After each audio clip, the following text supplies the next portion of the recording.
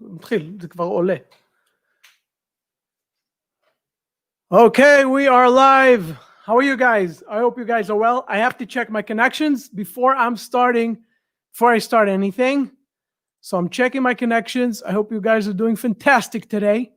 We have a beautiful, amazing, exciting guest today, a friend of mine who is a real estate developer. But before we do, let me just check my connection. Let me see where we are. Let me see if we're doing okay. And it seems that it runs fine. It seems that we're okay, that we're cool. Okay. So I'm starting from the beginning. Hi, guys. This is Yishai Breslauer, the CRE SharkEye show live on LinkedIn, YouTube, and my Facebook page. Also, like, subscribe, do whatever you need to do in order to get committed to this thing and help out this channel and do whatever you need to do. And also, this is the CRE SharkEye show podcast. Going to be ripped off. I take the audio and you guys driving can hear it right now and enjoy it. And whatever it is. Anyways, live and audio. So usually on Thursday, first of all, happy holidays. Today's Christmas. I know I'm a Hanukkah guy. I'm a Jewish, but everyone who's celebrating Christmas, you should have Merry Christmas, whatever you call it, and you should enjoy it. Enjoy the holiday. Happy holidays to everyone, and whatever you guys are celebrating, enjoy the holidays. Enjoy it with your families. So important. On Thursdays, especially on a holiday, I try to make things lighter and less technical, but I have a great guest today, and I want to bring him on the show. And the guest today is Andy Bassaly. Andy Bassaly is a real estate developer from New York. He's a friend of mine, and he's a great guy and also a very talented person, a very self-driven young man. And he's going to tell us all kinds of things that he's doing and how he started up. And I'm very excited about this. And so you guys stick around and listen, and I'm going to bring him on the show. So here we go. And without further ado, here is Andy. Andy, how are you, my friend? How are you? Good to see you. Long time. It's good to have you. It's good to have you. Thank you. Very long time. Pleasure. Thank you for having me on the show. My pleasure. My pleasure. How are you doing out there? Very good. How's it going in New York? How do you say? Weather got better. We had a little bit of a snow snap this past week. Yeah, I know. But the weather's much better now, thank God, and we're doing good. We're doing all right. Sounds good. So how are you doing nowadays? How are you doing nowadays? We're in a hold pattern. We don't know what we're doing right now. We're watching to see which it makes all of us, everybody who's listening. It makes me. It makes everyone who's listening to the show, everybody else. And by the way, guys, if you have some comments and you want to ask questions, you can put them in the comments, and I can ask Andy if you have something that is coming up. But I want to start, Andy. We know each other for a little while, as we call it, and we enjoyed each other's companies and conversations and try to do some stuff together. And please God, in the future, we will do stuff together. Amen. And one thing I want to do today is I try to be I try to bring inspirational stories, and your story is pretty cool. And I want you to tell us how you started up, how the business started up without you, and how you joined or started your own thing, your own gig, and how you're swimming out there in New York, and so on. But let's start from the very beginning. Shoot, let's go. Sure. I went to school in Boston. I graduated with a degree in finance and business management. Coming out of school, I was looking for a job in investment banking, financing, whatever it was. And at that time, there wasn't a lot available to me in New York. There was some offers I got in Boston, but I wanted to really be back in New York. And I didn't want to go start working with my father just yet. So I started working with a brokerage company in Manhattan called City Habitats, who at the time, and even now, they're still pretty active. They were the largest rental brokerage company then. I really got to start learning about Manhattan's rental market. They had a great training program. We got to learn about the big landlords, how the rental business works, both from the broker side and from the renter side, with the kind of fees. And this is all in Boston? No, this is in New York. This is me coming back. New York. Right. Okay. Right. I did the brokerage for about a year and a half, and I just got tired of dealing with these people looking for like the perfect apartment that didn't exist.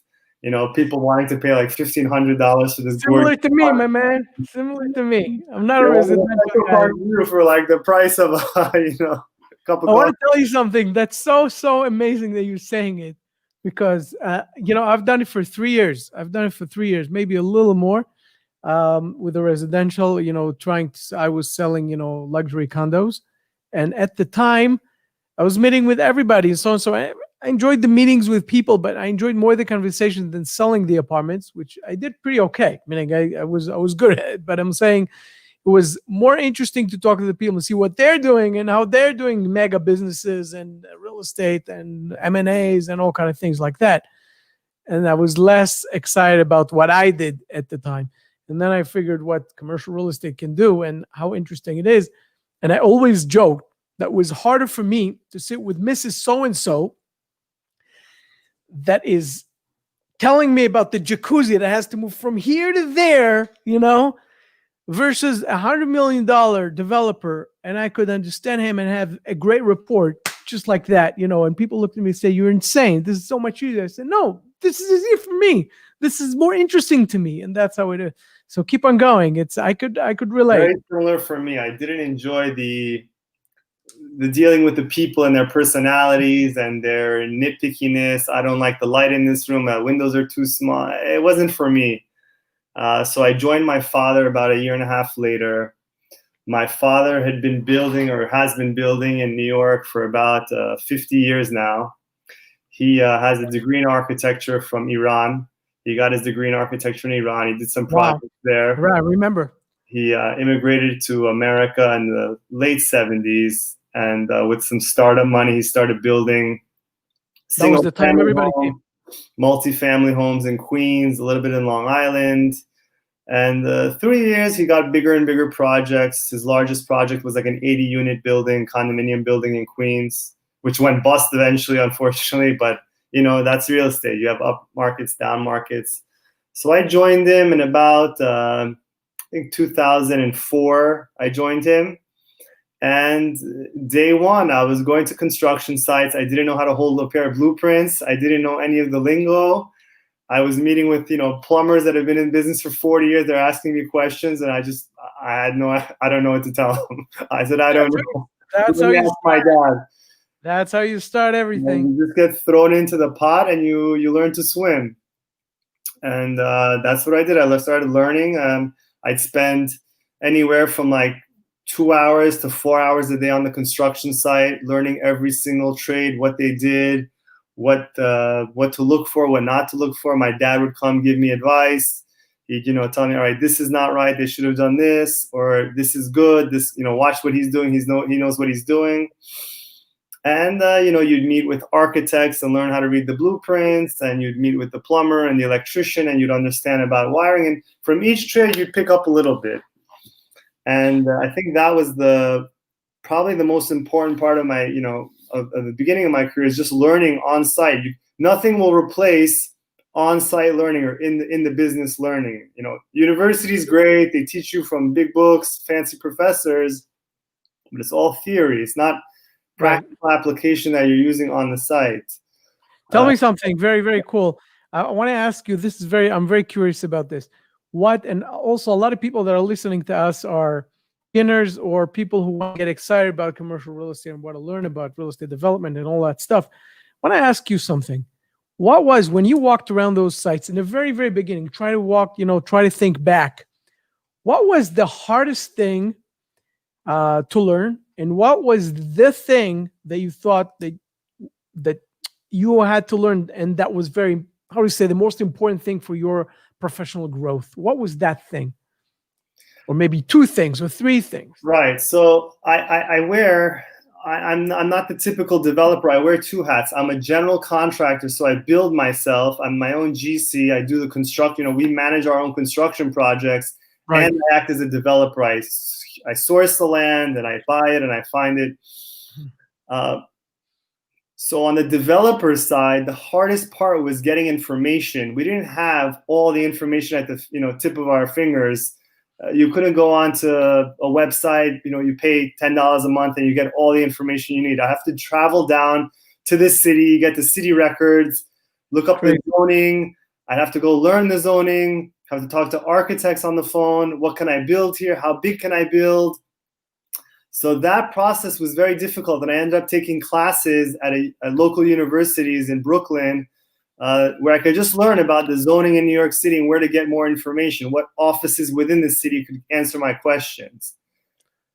Conversely, those were actually the most profitable times in the business. The less information is available. And where do you get it today? Where and what do you do today for that? Tell everybody. On the computer, there's 100 websites. You can get all the information you want. Which one is your favorite? Which one is your favorite? I use the Zola. Zola is the New York City created a website called Zola. Yeah. Zola NYC, and they give you everything you need to know about everything. Yes. Everything. When that information wasn't available, no one knew what their property was worth. But now that everyone knows what their property is worth, much harder to find a deal. So that was one thing. The second thing with terms of construction was really understanding the details, the technical parts of the construction, how things were supposed to go together, how it was supposed to be done, you have to know better than the person doing it how it's supposed to be done. And in your first 2 years, how are you supposed to know better than the guy on the side how it's supposed to be done? So again, I went to NYU. I took evening courses, how to read construction. Which courses you took? I took a few of them. I took, analyzing commercial real estate deals. I took a blueprint reading course, how to read blueprints. I took courses on construction methods, both exterior and interior construction methods and means of construction. So we had, very high-level executives coming in and telling us how construction works, what the typical industry standards are, things like that. I started getting my license with the city in terms of being a licensed general contractor. That required courses I had to take, so I was taking more courses for that. I invested a lot in courses and learning, much like what your listeners are doing right now. You have to really... How important is it? Without learning, now it's easy. You can just go online and read and learn everything. You can become a wizard online. But back then, I'd have to drive to the city or drive here and go to... I can buy a course. That's it. That's what we do. Tell me something. I want to ask you something. This is something I want to hear your perspective. I know my perspective on that. And you are a guy who is a developer / GC. You're a general contractor and a developer. CM, GC, you're everything. Yeah. Okay? And I wore a hat of a developer, not a GC, of course, and definitely not a CM, but a construction management, meaning, of course, that's what I mean for everybody who's asking what it is. But my question to you is, meaning you told us what's the difference, okay? But if you're a developer, how much do you have to know about construction in your opinion? I know you're both. It's hard for you to put that hat, but I know my answer. But what would you answer? How much do you have to know, and what would you do in order to function properly as a developer who is building and who is not a GC? Let me preface your question with this. In a good market that's going up like this, you don't have to know much. You have to know land plus building equals finished product, and I sell it and I make money. And in an up market, you don't have to know much and you can do it. In a down market, it makes all the difference. And the reason is a developer that doesn't understand the construction project and the costs associated with it and the issues they'll see coming up is almost fighting a battle with one arm. When you really understand construction and the issues and the logistics of the site, the things that can go wrong at the site, you become much more picky at what you put your money in, and you're much more how do I say this? You're more refined in your approach to analyzing your deals. There's a lot of little nuances that you don't think about, and I'm still learning that. That's still, every new project comes with new challenges. Exactly. Everybody learns all the time. And But let me disagree with you just a little bit to make it interesting for the show.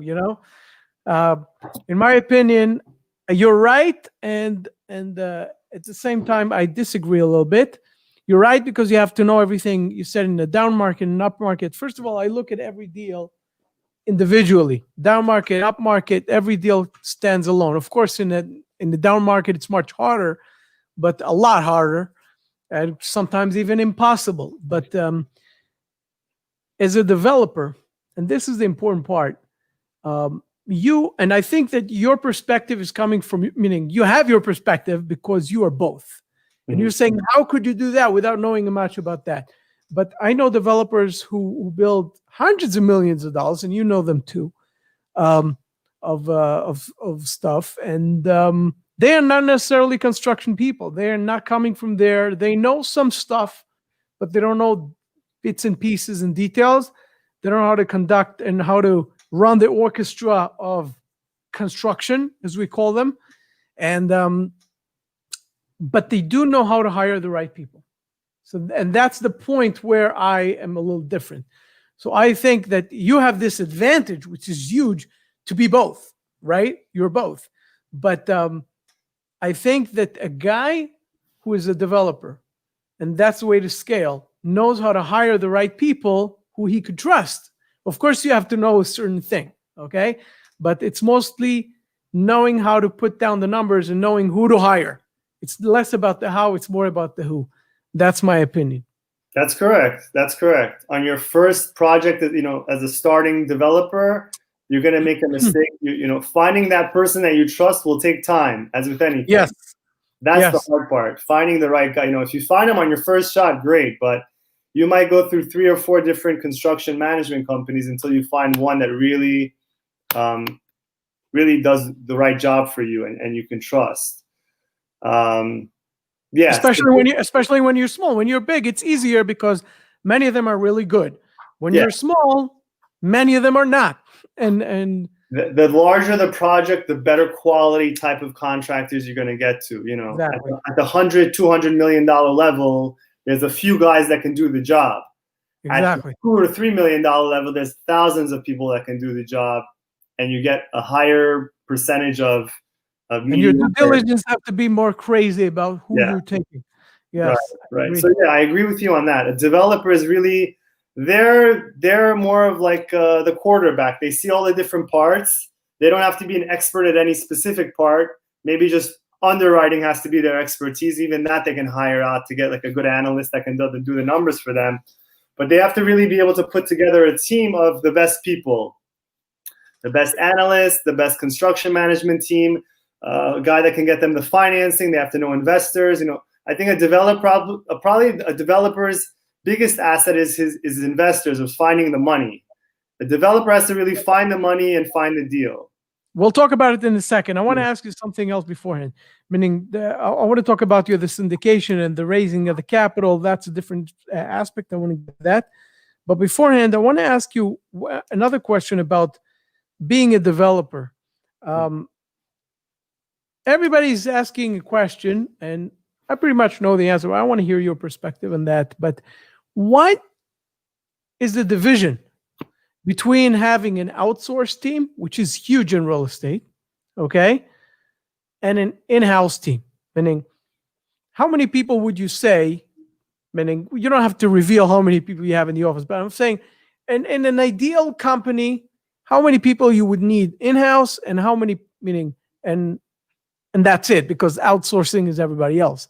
Is the engineers, CMs, GCs, everything. And if you do it yourself in an open book, and then you have all the subcontractors and everybody else, it's like a zoo. So I'm saying, who is inside the house as a developer? I'm not talking about GC.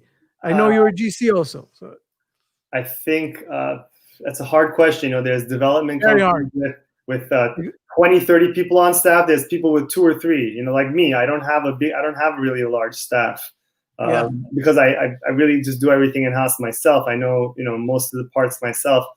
But I'd say the average company in New York would need 4 or 5 guys at minimum. You need an analyst that's just analyzing deals all day. You need someone that's kind of overseeing construction or kind of focusing on the construction aspect of it. Mm-hmm. You need another guy that's sourcing deals, finding the deals, disposing of the deals, either getting the refinancing done, dealing with the bank, and someone that's really in touch with the investors, whether that's the head of the company or it's one of the, is raising capital. Someone answers the calls, who's always available. Very important. Yeah. So I think So 5 guys, those are the major parts of the puzzle. It's Great money, point. construction, deal sourcing, and analysis. Awesome point. Okay, so let's move on to a little bit of the what the one challenge every operator, developer, owner, CEO has, and that is the part of the capital. Meaning we have the part of running the show, which you're doing, and being the general partner, what we call, and then we have the part of bringing in the cash, bringing in the capital in order to have a project. So if you could tell us a little bit more of your experience, what do you think about it, and how you started with that, and from your father to you, and how is it? Well, my father and I have always been together, so any money we've raised has really been in unison with each other. At our level, under $20 million projects, we're usually raising the equity portion of the development. You have equity and debt. I don't know, for the listeners out there, how well versed they are in the capital stacks, but the equity we're usually raising from within family, friends, people we know in the industry, people like you, Ishai. You go to people in the industry, colleagues that you have a relationship with, and you tell them, I'm looking to raise $2 million, $4 million, $5 million, and the rest, construction loan. Working with my father, I was very lucky to have his reputation, both friends and family wise, but not only that, but also on the debt side. He'd had relationships, and we still continue to have the same relationships with banks that he's been doing business with for over 15, 20 years now, that trust us, that'll come into our deals just because they know we have the wherewithal to complete them. And that's a major component for any bank. They want to make sure you can get the job done, you have the experience, and that good market or bad market, you can pull it through. 100%. Yeah, and on the equity side, the same thing. The equity side, anyone that invests with you, first they want to see on construction, especially, a higher return than 5 to 10%. No one's going to put their money into construction for 5-10%. Exactly. You gotta show them how you're going to get them there. 15, and in a timely fashion. Yeah. And in a timely fashion. They're not looking to be married to the project indefinitely. They like to get in and out on the condo deals. On rentals, longer term holds, 5-10 years. But They also want to know what you've done. What were your returns on your last project? How many of these have you done? How well do you know the market? Show me how you come to this conclusion. And you can analyze something and have a 20-page, Excel sheet with all the numbers and everything, and you can read it. But showing 100%. It to some guy that's in a different business, he has a fruit stand, or he's in jewelry, or in the automotive business, you have to be able to translate all those fancy numbers into something they can read. That's probably one of the biggest and hardest challenges of raising money from, I don't want to say unsophisticated, but friends and family type investors, people that are not experts in the business, that aren't analysts. Something that's in the end, just one comment about this. In the end, it's everybody. And I'll tell you why. We share the same struggle of doing that and raising and going around. And I want to tell you, that's everyone. And people say unsophisticated. It's a term, but it's not a correct term, because today you have so many sophisticated people who are not really familiar, I would call it, with the commercial real estate, pro forma, to go and look at the numbers and see what the numbers say. They look at the numbers because they've seen many businesses. Some of them are even accountants, and they know how to look at things that me and you are not going to be able to look at, But when it comes to that, due to the fact that real estate is so unique when it comes to numbers, it's so different. It's such a different it's a different business. They need that translation, like you just said. They need that someone to tell them, what does that mean? What does this mean? And all the terms are different, from EBITDA to NOI. And, all these things are really different. But at the same time, people, like you said, yes, they want to hear how the results are going to come. And many times the PDF, and we're getting all those PDFs from all the brokers, and how beautiful they are, huh? They look great on paper. Then you start analyzing them, and the questions start coming. Exactly. Yeah. And there are very good brokers out there. It's just that to do the work, it requires, to do the due diligence requires a lot more. Just like, that's what it is. I want to ask you something. When you are now looking at deals, okay? When you're now looking at deals, let's talk pre-COVID for a second, okay? We'll get to COVID. Pre-COVID, you're in New York. You're walking around New York, and you're looking at stuff. What were you looking for? What was the typical deal you would be looking for? Right. So my bread and butter has always been, the condominium development. I'm a condo developer, residential, anywhere from 10 apartments to 20, 30, 40 apartments. That was my main business. Specializing in Queens, Brooklyn, Northern Manhattan. And we would look, you'd analyze the deals based on a price per development foot. How much is it per buildable foot? How much are they asking? How much can you build? Take the amount they're asking, divided by how many feet you can build. And that number is basically a standard for each area. X part of Queens, you're paying $100 a foot. In this part of Brooklyn, you're paying $200 a foot. In that part of Northern Manhattan, it's $300 a foot. That's basically how you would approach each deal. And that's pre-COVID, that's what we were doing. We were looking at areas, how much per foot is the market, and how much per foot can we pay. If we can get it 20, 15, 20% cheaper than the market, we jump on it. Right. Really, it was very hard to find those kind of deals because it was such an efficient market. Everyone was looking.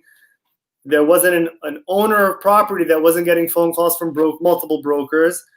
So we were very cautious in our diligence, in our approach to underwriting. We weren't underwriting with these long-term forecasts of 20% growth in the condo market every year. We always have been very conservative, which has helped us in these kind of markets, in the COVID markets, in the down markets, in the crashes. Right, and I think also, by the way, sorry for interrupting you, but I think that's also a reflection of how the markets changed over time. Meaning they were in a certain place, very hot, very exciting, and all of a sudden it became really less exciting right before COVID. I think that COVID brought the reality. It's more of that. It's more of brought the reality than meaning it. How do you say? Sometimes things happen and they bring up real things that are happening already. Okay. And what I wanted to ask you here is, when COVID hit, what happened? What did you do? What was your first reaction in terms of, okay, you're looking at deals, you're checking that deal, you're in the middle of acquisition, maybe you're in the middle of that and this, and boom, COVID hit. Where are you? Where's Andy? Right. So Andy was in the middle of 2 construction projects. Where? Queens? Yeah, one of them is in Queens.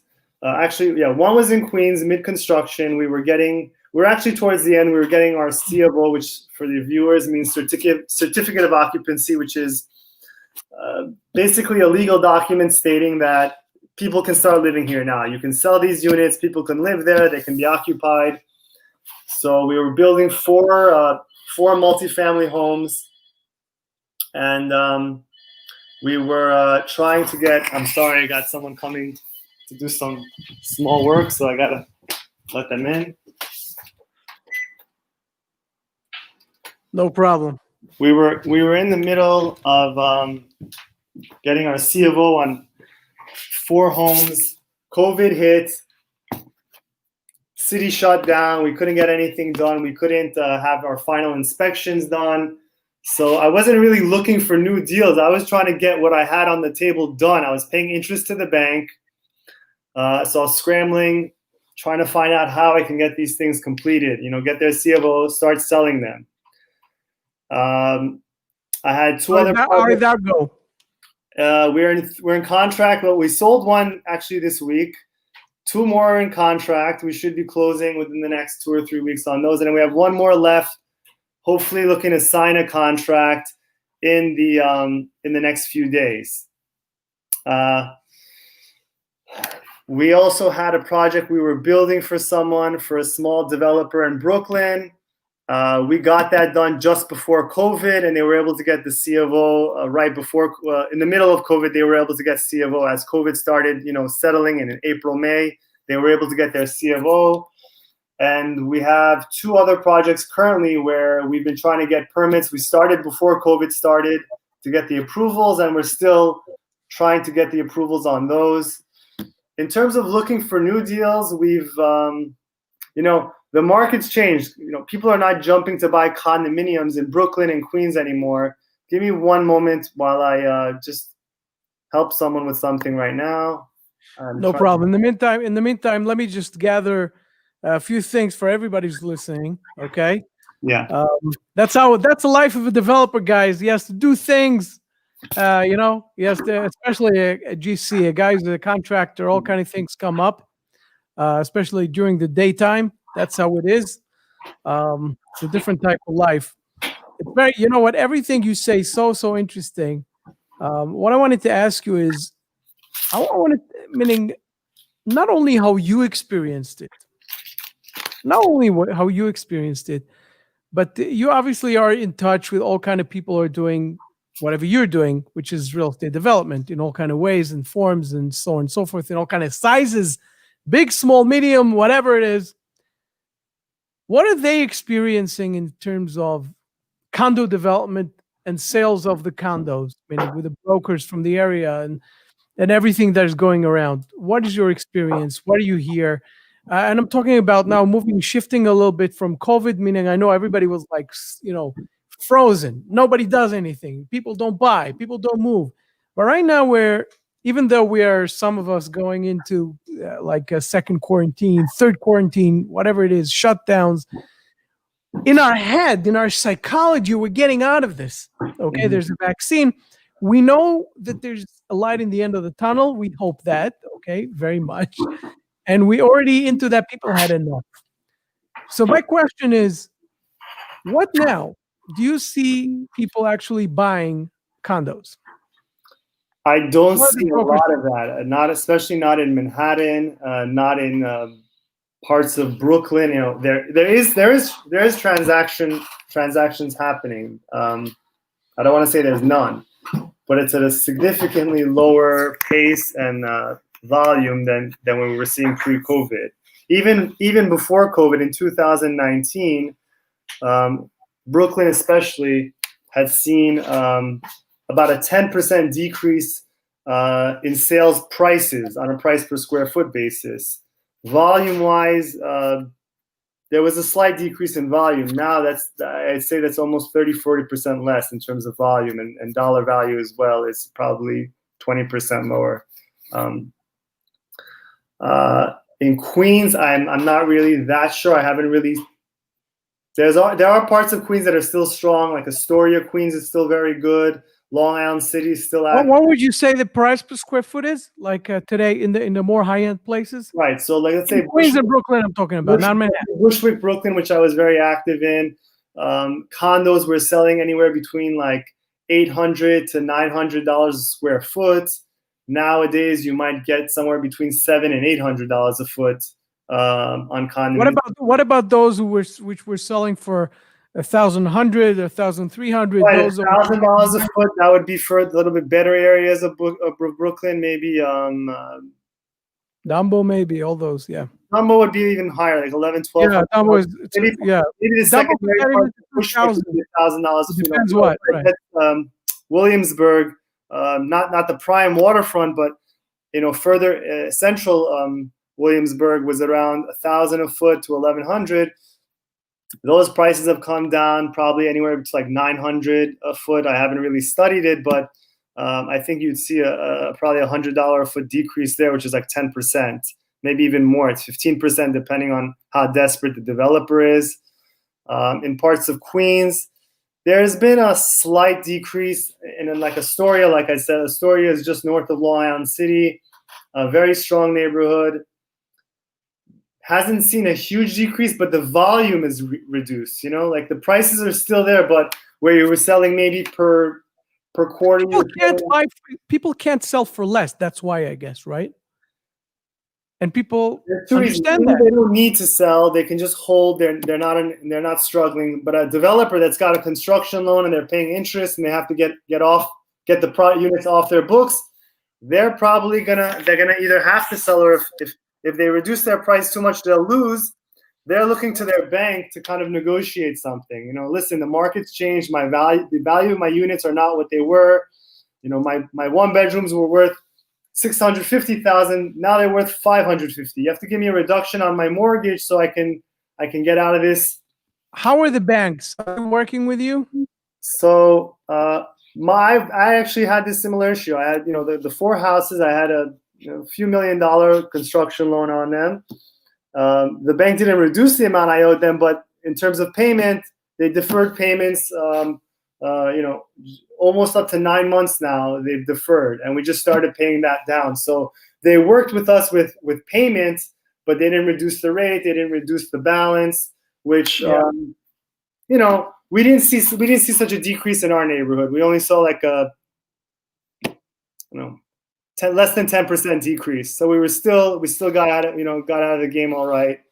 Just an interesting perspective. I had a conversation with someone who called me, and he has a fund that they buy condos in distress, meaning they buy from developers. They found this niche in places that are distressed in terms of condos, and they buy bulks of condos from developers.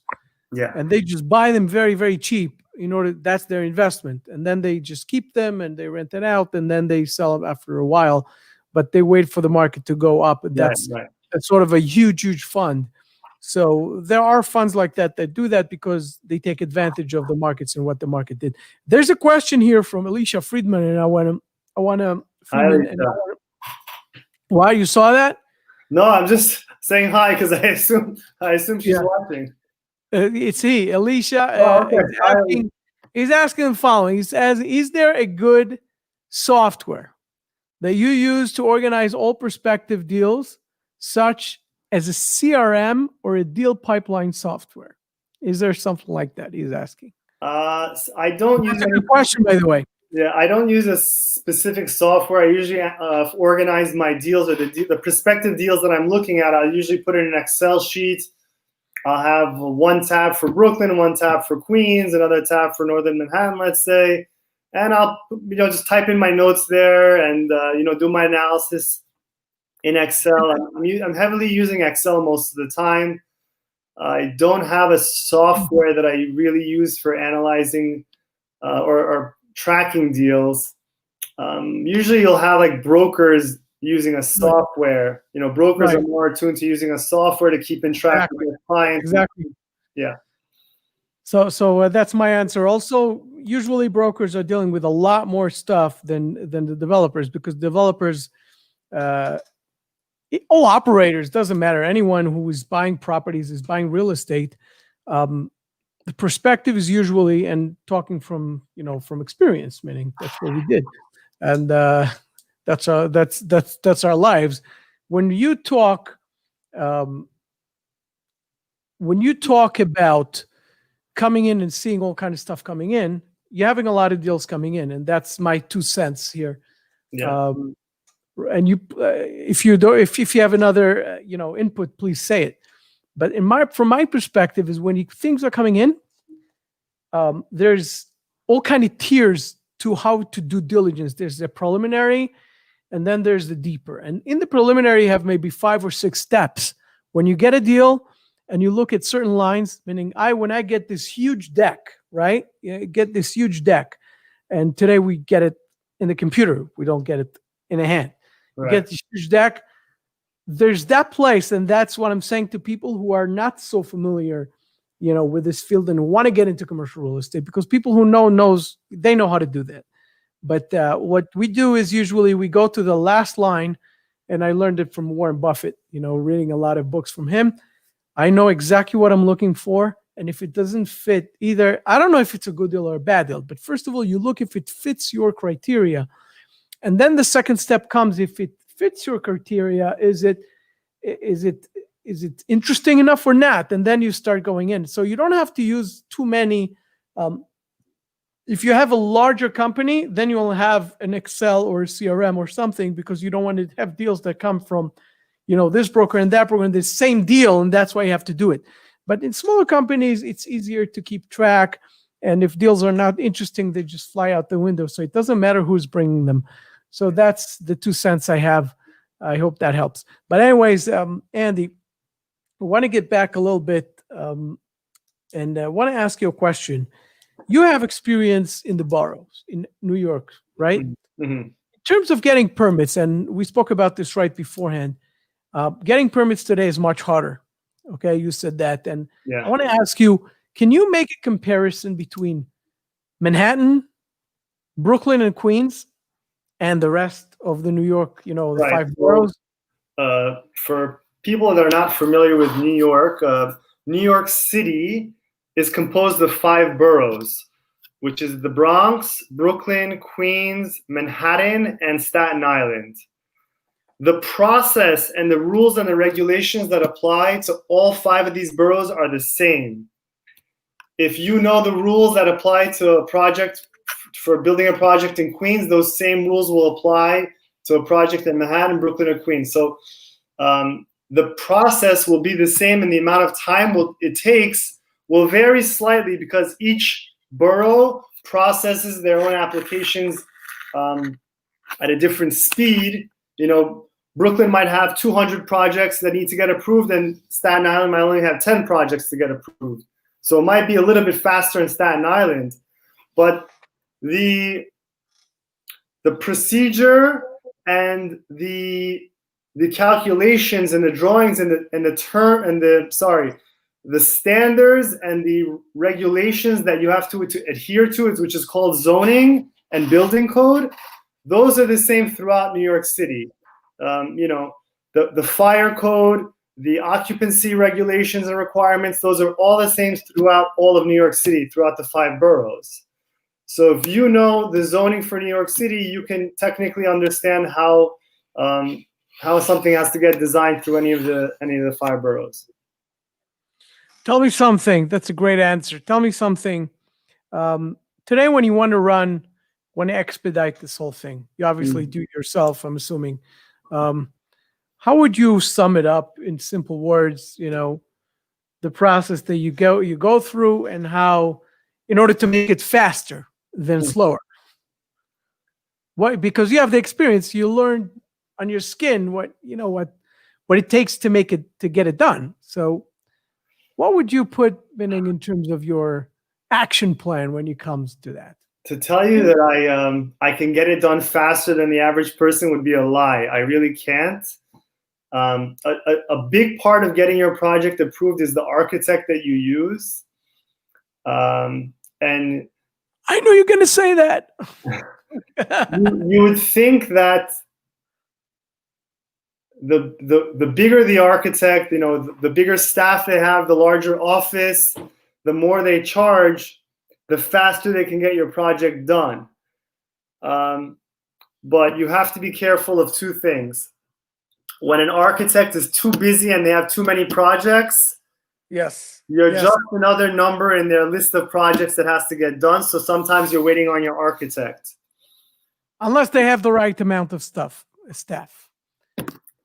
Yes.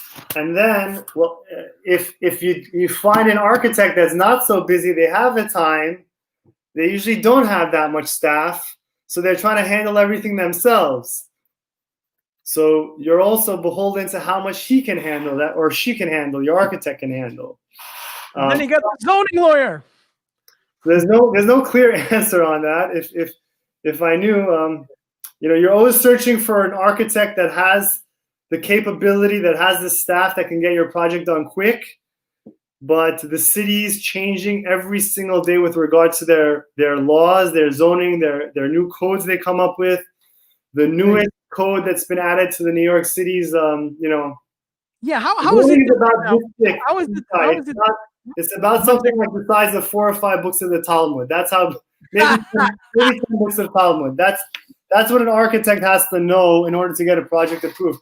They've just added, as of I think, that's incredible. They've added an energy code to make New York City's buildings more energy efficient. This has become the newest battle in the war on getting permits approved. You can go back and forth with the city maybe 5 or 6 times over just how the energy is being calculated, how the building has to get designed to reduce the amount of energy being used, and it's become a major part of the approval process, which has made it much more difficult to get projects approved in a faster time. And tell me something from pre-COVID, COVID, and now. Where are we in permits? Meaning, what changed? A lot of stuff has where it was done in person now is just being done completely online now. Is it the processing and the bureaucracy, or the building codes? Meaning, how would you put it? The building code has definitely gotten harder and harder. Even though they refined the zoning and they made it simpler, supposedly, it's just gotten harder and harder. They've added more layers to it. That's one part of it. Then there's the interpretation. Your architect interprets those codes and regulations one way, and the city, they call them plan examiners, the people that work in the city, the plan examiner interprets it their way. It's not black and white all the time. So there's this back and forth between your architect and the city as to what the appropriate way is to approach this code or this requirement or this ordinance. And that back and forth is really the hard part. It's you're trying to maximize your building, trying to maximize profitability, trying to reduce your costs. So you're trying to get your project approved with the least amount of requirements and regulations the city wants to put in place. For example, I'm designing a new building. The city came back to me asking me to do a camera inspection of the sewers. Now, I'd built already a building on this block. I didn't have to inspect the sewer before with a camera to see what was or how big the sewer pipe was. So I went to my architect and said, why are they asking this? Long story short, it ends up that the surveyor had the wrong size of the sewer on the survey that they created. So I went back to my surveyor and said, listen, this is not correct. The sewer is really 8-inch, it's not 6-inch. Update your survey. So he had to update his survey. We send that back to the city. And now we're waiting to see this, if the city will let us get away with this camera inspection without doing the camera inspection. That camera inspection might take me a month to get done and cost me $4,000 or $5,000. Crazy. These are little things that hold you up, that cost you extra, and that set it adds up. It all adds up. Sure. That's crazy. Yes, Sure. yes, it is. Yes, it is. Tell me something. How do you see the future for you, for yourself, for Andy? Where are you going? I really don't know right now. That's a great answer. Everybody's saying it. The business that I've become accustomed to, the condo market, buy, build, sell, that model's been challenged with COVID. People are moving out of the densely populated areas. I think permanently into the more suburban, more spread out areas. They're looking for more space. They're looking for a little bit more privacy, whether it's working from home or working from an office that's less populated, in these more suburban areas. That means less people are looking to buy condos or even rent in the urban areas. Mm-hmm. And so my focus has to now shift on those migratory patterns. Where are people moving to? How are they going to change their lifestyle? Real estate is very much a focus on how people live and accommodating that lifestyle of theirs. How you're building a product and you're really marketing it to someone based on how they live or how you perceive them to be living. Do they Right. want to be in a building with another 20, 30 residents? Do they want to be in a building where they have to share an elevator with 4 or 5 other people at the same time? Exactly. These are repeating questions. Previously, if your building didn't have a gym, no one would buy in it. Now a gym might be a liability. They don't want to go run on a treadmill that other people were running on. Right. So analyzing and really, really understanding my new market, the demographic shift, the market shift. I think that's the key to it, and it's going to take me not a long time, but it's going to take me time to understand how people's lives are changing and what they're looking for now, as opposed to what they were looking for before COVID started. Exactly. A lot of things changed in the world. Share with us, before we finish, one major, you don't have to say details, but, a feeling or a small piece of major success that you felt and the major setbacks, a failure that you learned from, both, that got you to grow. My one, let's say, setback.